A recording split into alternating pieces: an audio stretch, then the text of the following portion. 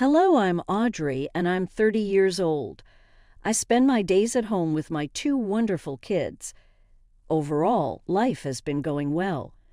Recently, there's been some trouble with my husband. A while back, we had a big fight, and it's all because of his mom. You know how moms can be important to their sons, right? Well, sometimes it feels like she's a bit too involved. My husband is what you might call a mama's boy, and it can be tough to deal with. Sometimes our arguments went like this. Audrey, can you come here for a minute? Husband, sure, what's up? Audrey, I need to talk to you. Please sit down. Husband, is everything all right? Audrey, yes, everything's okay. I just wanted to talk about how we need to spend less money on some things at home. Husband, is everything all right with your job? Audrey, yeah, work's fine. Don't worry. I just decided we need to spend more on something important, so we have to cut back on other stuff. Husband, okay, what's the new expense? He took a deep breath, like he knew I wouldn't like what he had to say. Husband, I'm going to start giving Mom some money every month.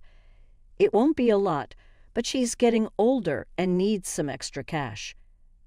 I felt unsure and puzzled. It didn't seem right to me to give money to someone who already had plenty. My mother-in-law, Evie, had a successful business, and since she was a widow and her kids had moved out, she didn't need more money. I told my husband how I felt about it, but he tried to reassure me. Audrey, how much money are we talking about?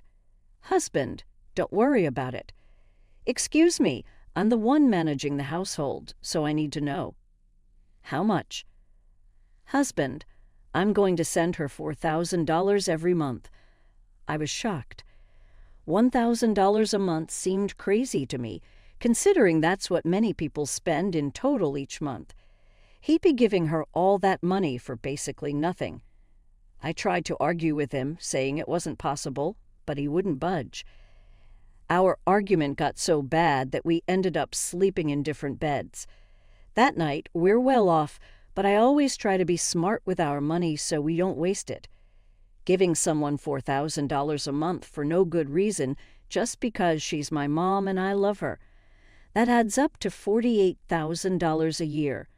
That money could go towards our kids' college funds, their savings accounts, or health insurance. Or even better, it could go to people who actually need it, like charities. I tried explaining this to him, but he wasn't willing to listen. 5 months passed since he began sending money to his mother, and to add insult to injury, he wanted me to be the one to send it to her. It felt like he was trying to punish me and show that he'd always put his mother first.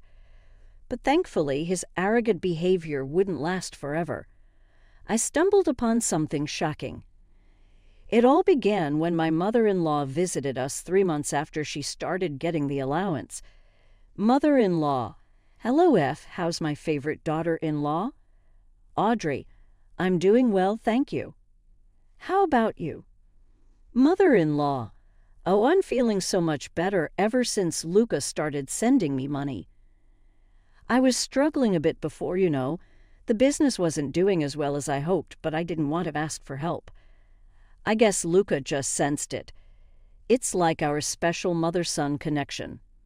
I felt terrible hearing this. How could I deny her the money she needed? I always thought she was fine, but she wasn't. She started to cry, and I comforted her. I've always been okay with sharing money with those who need it, and Evie clearly did. Also, I thought after a heart-to-heart talk. I noticed something strange. Evie started talking about going on luxury trips now that she had extra money. It didn't make sense to me. If she needed money, why talk about trips? But whenever I looked confused, she backtracked and said she meant once she became rich again. It was odd, but I brushed it off because she said she needed the money. 2 more months passed, and I kept sending her the money. She'd always thank me profusely, saying how much she needed it. I felt bad for doubting her and guilty for arguing with my husband.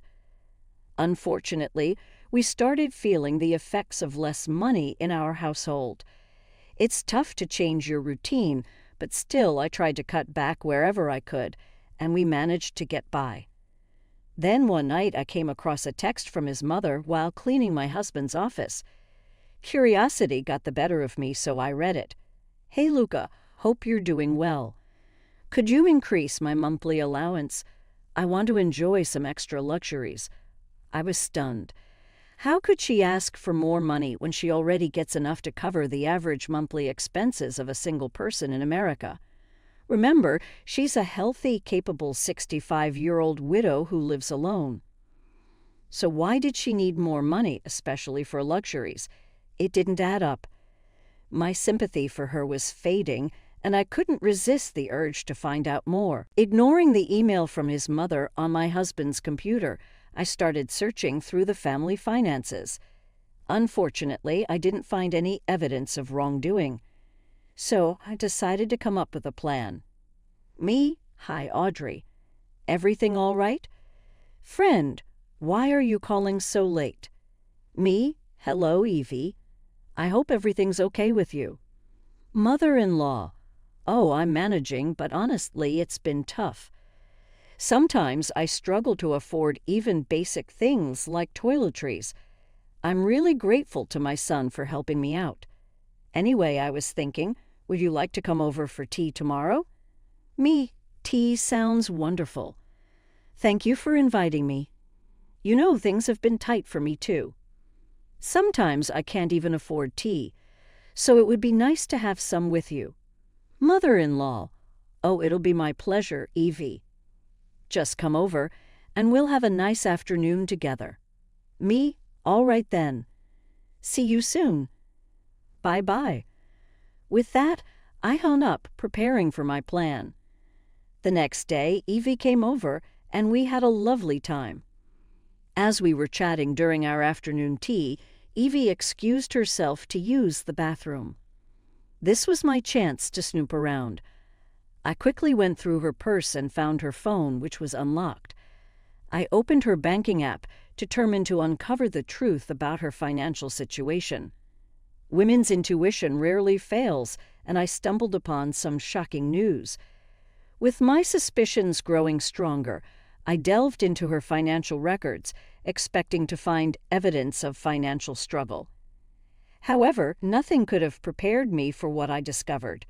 Evie had over $1.6 million in her bank account as of 6 months ago. I was stunned. I had to exit the app and reopen it just to confirm that I wasn't mistaken. But there it was, clear as day. She had a huge sum of money in her account. Confusion overwhelmed me, and then, to make matters even more bewildering, I noticed a familiar text message on her phone. It was from one of her employees, and it said, "Text, hello, Evie. Please find attached the financial breakdown of last month's earnings. Just wanted to let you know it looks like we've made a big profit for the 4th month in a row. You're a fantastic businesswoman. I'm eager to hear your thoughts." Naturally, I opened the attached document and my eyes widened at the sight of even more money. The report showed a monthly profit of $8,000. For a small business, it was truly impressive. At this rate, the business would thrive. Sitting there in shock for what felt like ages, I couldn't help but feel furious. This lady was taking money from her son's household, from her own grandchildren, for no real reason other than to satisfy her own ego. As I heard Evie returning from the restroom, I quickly erased all traces of my snooping and placed her phone back in her purse. Evie returned, thanking me for the tea. Mother-in-law. Oh, Audrey, thank you again for the lovely tea. You know, as an old lady, it's tough to manage, especially when you're already struggling. Lately, things have been really hard for me, dear, and I'm so grateful for you and your husband's help. Say, could I ask you for something if it's not too much trouble? Me. Of course, what do you need? We're just happy to help. Mother-in-law. But may I ask, is it possible for me to get some more money? Maybe an increase to $6,000 a month. Me. I understand your struggles since you're clearly going through a tough time. It's not like you're a millionaire or anything." She froze for a moment, a subtle reaction that I might have missed if I didn't know what I knew. But because I was aware, I caught it. Luckily for her, she quickly recovered. "Mother-in-law? Oh no, of course not. If I were, I wouldn't be asking you, darling. So, what do you say?" "Me? Unfortunately, I don't think we can manage an extra $2,000. As soon as I said this, her smile faded, replaced by what seemed like irritation. "Mother-in-law? Oh, that's all right, no problem. Well, I have to leave now, so let's catch up again soon." She left in a hurry, almost as if she had just been rejected by a lover and wanted to escape to avoid embarrassment. Now, knowing she was a liar and a thief, any sympathy I had for her vanished. I debated whether to tell my husband what I found, but I decided against it. He needed to see her true colors for himself, especially after he criticized me so harshly. It was a painful lesson he needed to learn on his own. A couple of days passed, and it was time to send my mother-in-law her monthly allowance of $4,000. Despite having the money for my husband, I chose not to. I wanted her to feel the shock and disappointment when the money didn't arrive later that day. It would be the wake-up call she sorely needed. Just as I anticipated, my husband called me a couple of hours later. "Husband, what's going on? Why are you upset? Don't play dumb, Fona. I know what you're up to. Why haven't you sent Mom the allowance? I'm getting tired of your games." "Me, you won't believe what I found out. There's a reason behind what I'm doing. Listen, I understand you care about your mom. I'm sorry if you feel I don't appreciate that, but you need to hear me out. Husband, you don't even earn a dime to have a say in how we spend our money. It's my money and I'll decide what to do with it. So when I say send money, you do it. You're just a housewife, remember that." His words shattered my heart. How could he talk to me like that? I was stunned. All the anger I'd bottled up for so long suddenly erupted. "Me, you know what your problem is. You don't appreciate me. You think being a housewife and mom is a breeze. Well, let's see how easy it is without me. I'm not sticking around to be treated like this. But before I go, check your mother's bank account. Don't bother calling me until you've done that. Have a nice evening, F." Husband. Wait, I didn't mean. I hung up. I was fed up with being treated like dirt. Sometimes life throws challenges our way to remind us to take a break. I've been working so hard, and it's all taken for granted. Let's see how he manages without me, especially when he finds out his mom's a liar and a thief. I sent him the pictures I took of his mom's bank account while I was investigating. Then I switched my phone to Do Not Disturb mode. I packed bags for me and the kids and checked into a nearby hotel. Not wanting to disrupt their school routine, they asked why we were staying in a hotel. And to spare them unnecessary worry, I told them our house was being fumigated, so we needed to stay here for a while. I said Daddy would stay in another hotel. I couldn't bear to burden my sweet angels with the truth.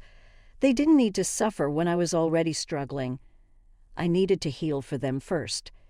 Even with my phone on Do Not Disturb mode, messages flooded my inbox from both my mother-in-law and my husband. But I was too drained to deal with it all. So I spent the night relaxing and playing with my children. Morning came and I was woken up by a phone call. Receptionist. Hello, Miss F. There's someone named Luca here who'd like to meet you. We have to confirm if you know each other for safety reasons. Me, yes, I know him. He's my husband. You can let him know my room number. Luca arrived at my door and I opened it. He immediately hugged me tightly, squeezing me tightly. Luca, oh my gosh, I'm so sorry for everything. I saw the evidence you sent me and you were right not to give her any more money. He began to cry in my arms, and I comforted him. I invited him into the room, and we started talking. Me, darling, I'm so sorry for everything. I'm glad you realized what was going on. Can you tell me what happened? Just then, my mother-in-law called. I decided to answer it. Mother-in-law, how dare you invade my privacy like that? I could see you, you know. Do you even need the money? Me, how dare you try to ruin my reputation in front of my son? It doesn't matter. He loves me, and he'll do whatever it takes to make me happy. You think he'll stop sending me money, huh? You must be delusional. You think he'll listen to a mere housewife? You're sorely mistaken. Luca, did you hear all of that, Luca, my love? Luca, yep, that won't work on me this time. I've seen your true colors, and I've had enough. You've made the past few months hell for me and F. How could you manipulate me like that? I'm your son. What kind of evil has possessed you to do such a terrible thing? I can't even imagine. I fell for your tricks, but my wonderful wife Audrey saw through you all along. She knew something was off, but I shouted at her and disrespected her. Not anymore. F is my real family, not you. I never want to hear from you again. Mother-in-law, Luca, wait, but I have no one. Luca, maybe that's how it should be. Click. Luca ended the call, and though he was upset, I could see a sense of relief in him. He'd been manipulated like this his whole life, realizing that must have been a heavy burden, but it was lifted now. For the rest of the day, Luca apologized to me and the kids for his behavior and distance. He admitted he couldn't even survive one night without me. He's realized his mistakes and promised not to repeat them. And as for his mother, he meant it when he said he didn't want to hear from her again. She kept trying to call, but he always declined. She'd made her bed, and now she had to lie in it.